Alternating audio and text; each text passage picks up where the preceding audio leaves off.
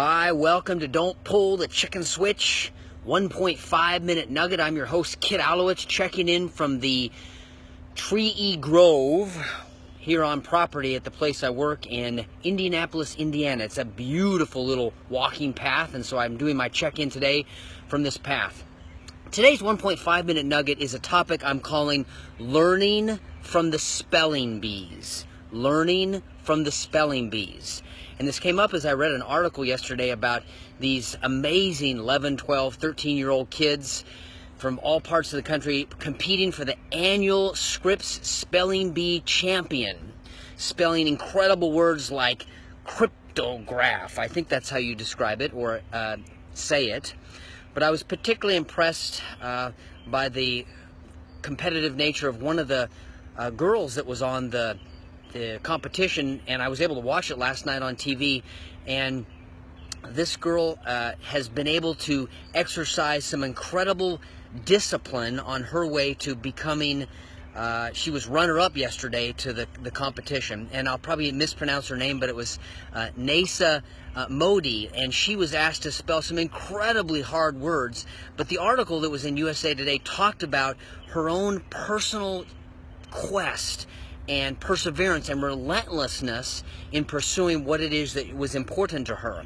And she will do things like study 3 or 4 nights or 3 or 4 hours a night, and then 7 or 8 hours on a weekend in order to be prepared for any sort of word that may come her way.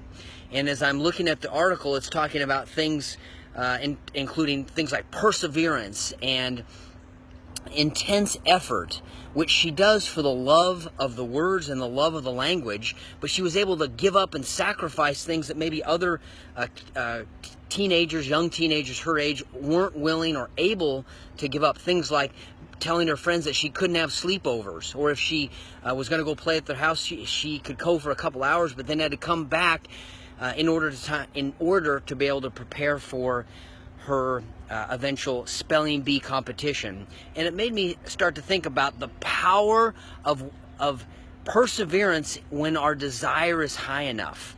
And so when you think about something that you're working on, something that's important to you, do you have the kind of tenacity and relentlessness and unreasonable nature that this young girl had in the pursuit of what was important to her, to be able to give up sleepovers, give up long evenings with friends, and wherever you are at, are you willing to give up some of those things that are wants, but shoulds maybe don't fall into the category of shoulds? And I was particularly impressed with her tenacity. Where does that even come from?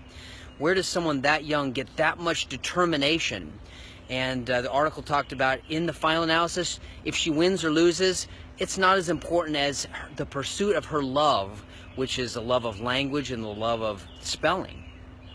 So I challenge you to think about something you're working on. Is that perseverance, is that love where it needs to be, so that you can push through when the hard things come, when the temptation to give up and not follow through on commitments you made after the emotion of making that commitment is past?